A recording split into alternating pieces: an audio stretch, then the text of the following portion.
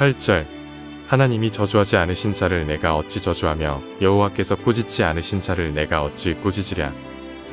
19절 하나님은 사람이 아니시니 거짓말을 하지 않으시고 인생이 아니시니 후회가 없으시도다. 어찌 그 말씀하신 바를 행하지 않으시며 하신 말씀을 실행하지 않으시랴. 네, 계속해서 우리 민수기 23장 말씀을 함께 살펴보겠습니다. 이제 본격적으로 발락의 요구를 들어주고 이스라엘 민족을 저주하기 위한 작업들을 시작을 합니다. 먼저 발락과 발람은 함께 이스라엘 민족의 진영을 한눈에 볼 수 있는 곳으로 갑니다. 22장 마지막 절에 보면요, 바알의 산당으로 갔다라고 기록을 하고 있는데요, 당시에 산당은 일반적으로 산 위에 있었기 때문에 발락과 발람은 높은 곳으로 올라가 이스라엘의 진영을 살폈을 것입니다. 이스라엘 진영이 진을 치고 있는 모습을 직접 보면서 이제 발람이 그들을 저주하기를 원했습니다. 발람은 발락에게 이스라엘을 저주하기 위한 준비를 요구합니다.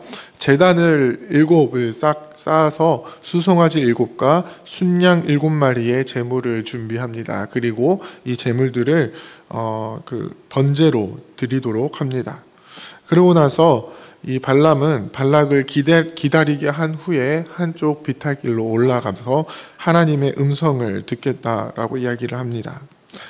이제 하나님께서 발람에게 오셔서 말씀하시고 발람의 첫 번째 이스라엘을 향한 신탁의 내용이 발락에게 전해집니다. 첫 번째 신탁의 내용은 무엇입니까? 바로 이스라엘 민족은 하나님께서 복 주신 민족이다라는 것입니다. 그리고 이 신탁에 나오는 복 주신 민족의 의미는 이스라엘을 세상의 다른 민족과 똑같이 대하지 않으시겠다라는 것입니다. 이 말이 무슨 뜻이냐면요, 다른 민족들과는 다르게 구별하여 홀로 살게 하시겠다라는 것입니다. 이것을 위해서 하나님께서 이스라엘에게 복을 주셨다라는 것입니다. 그래서 야곱의 티끌을 누구도 능히 셀 수 없고 이스라엘의 4분의 1을 아무도 능히 셀 수가 없습니다. 이 신탁을 들은 발락은 발람에게 화를 냅니다. 왜냐하면 자신이 발람을 데려온 이유는 이스라엘을 향해서 저주를 내리기 위함이기 때문입니다.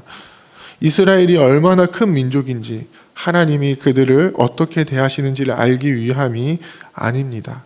분명 저주를 내리기 위해 발람에게 큰 돈을 들여서 데리고 왔는데 그가 원하는 말을 하지 않고 오히려 이스라엘의 강대함을 이야기하고 있습니다. 이에 대해서 이제 발락이 화를 내니까 발람은 또 뭐라고 이야기를 합니까? 나는 여호와께서 주신 말 외에는 할 수 없다라고 이야기를 합니다. 발람이 이스라엘 민족의 전체 모습을 봐서, 그러니까 지금 이스라엘 민족 어떤 모양으로 되어 있죠?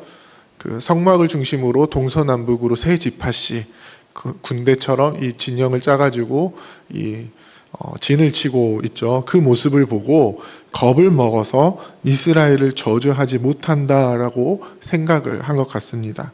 그래서 발람에게 다시 제안을 합니다. 나와 함께 그들을 달리 볼 곳으로 가자.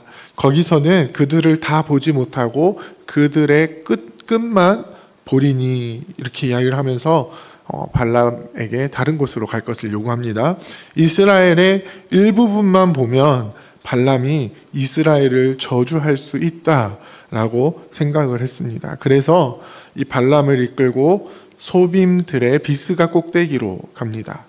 거기서도 마찬가지로 발람이 발락에게 제단을 쌓도록 요구합니다. 7제단을 쌓고 수송아지 7과 순양 7을 제물로 드리게 합니다. 그리고 첫 번째 신탁과 마찬가지로 한쪽으로 가서 하나님의 말씀을 듣고 오겠다라고 이야기를 합니다. 이번에도 역시 하나님께서 발람에게 오셔서 말씀을 하십니다. 그리고 그대로 발락에게 전하게 하십니다. 발락에게 전한 발람의 두 번째 신탁 내용은 무엇이죠? 하나님께서는 사람이 아니시니 거짓말을 하지 않으신다. 또 하나님은 인생이 아니시니 후회가 없으시다. 무슨 뜻입니까? 하나님께서 작정하신 일들은 반드시 이루어진다라는 내용입니다. 하나님께서는 자기 백성으로 정하신 이스라엘 민족에게 복을 주시기로 작정하셨고 그 일을 반드시 이루시겠다라고 말씀하십니다. 혹시 이스라엘 가운데 허물이 있어도 보지 않고 그들 가운데 반역이 있어도 어떻습니까? 보지 않으십니다. 오히려 하나님께서 그들과 함께 계십니다. 그래서 그들 중에 왕을 부르는 소리가 들립니다. 하나님께서는 그들을 친히 왕으로 다스리시며 그들을 이끄십니다.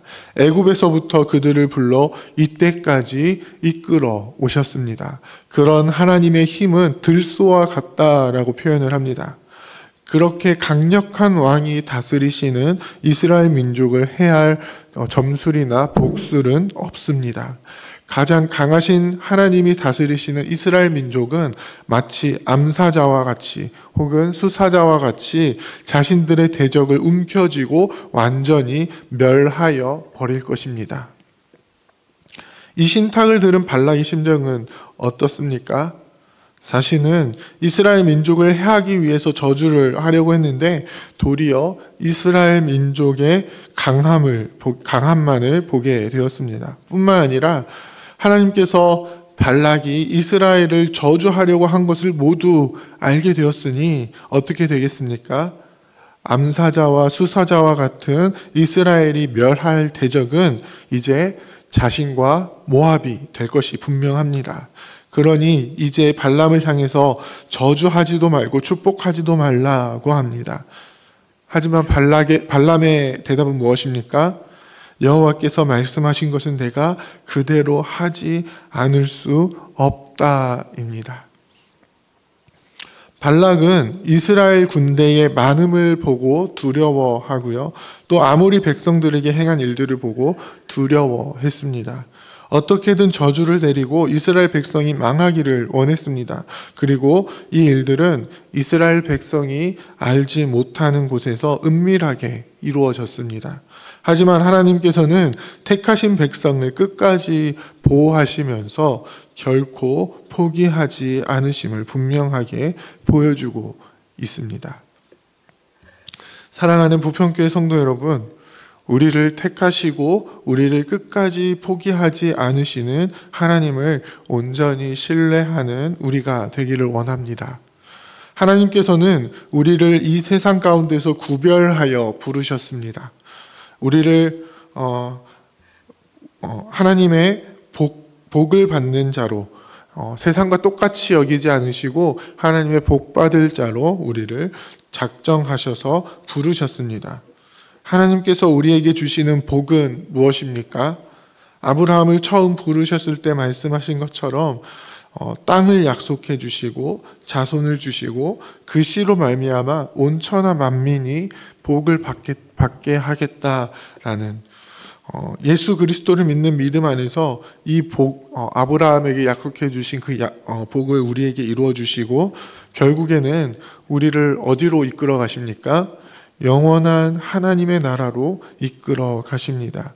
그 나라를 약속해 주시고 결국 하나님 자신을 우리에게 주셔서 영원히 하나님과 함께하는 우리 중에 왕이 되셔서 우리를 영원토록 다스리시는 그것이 바로 하나님께서 우리에게 주시는 복이 되는 것입니다.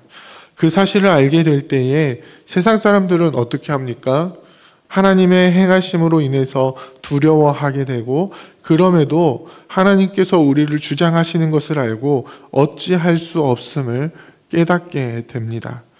혹시 우리가 살면서 어려움을 당하고 세상으로부터 내가 감당할 수 없는 일들을 당하게 된다 할지라도 하나님께서는 우리를 끝까지 붙드시고 우리를 주장하시고 우리를 다시 약속의 땅으로 나아갈 수 있도록 이끌어 주십니다. 절대로 우리를 포기하지 않으십니다. 그 하나님을 온전히 믿으며 함께 나아가기를 원합니다. 살면서 수없이 많은 대적들을 만난다 할지라도 하나님께서는 우리를 그들의 공격 속에서도 끝까지 지키시고 보호하십니다. 우리를 택하시고 복 주시기로 하신 그 작정을 돌이키지 않으십니다. 끝까지 우리와 함께 하십니다. 그 하나님을 온전히 신뢰하면서 오늘 하루도 이 세상 속에서 하나님과 동행하며 나아가시는 저와 여러분들이 다 되시기를 주님의 이름으로 부탁드립니다. 함께 기도하겠습니다. 이제 오늘 받은 말씀으로 함께 기도하겠습니다. 하나님께서 우리를 택하셔서 거룩한 백성 삼으신 것을 분명하게 알고 그 복을 받은 백성으로서 당당하게 세상을 살아갈 수 있도록 도와주옵소서. 하나님께서 우리 삶에 이루시는 크고 놀라운 일들을 분명하게 기억하며 주님께서 주시는 승리 안에서 영원한 하나님 나라, 하나님의 복을 누리며 살아가는 주의 백성이 되게 하옵소서.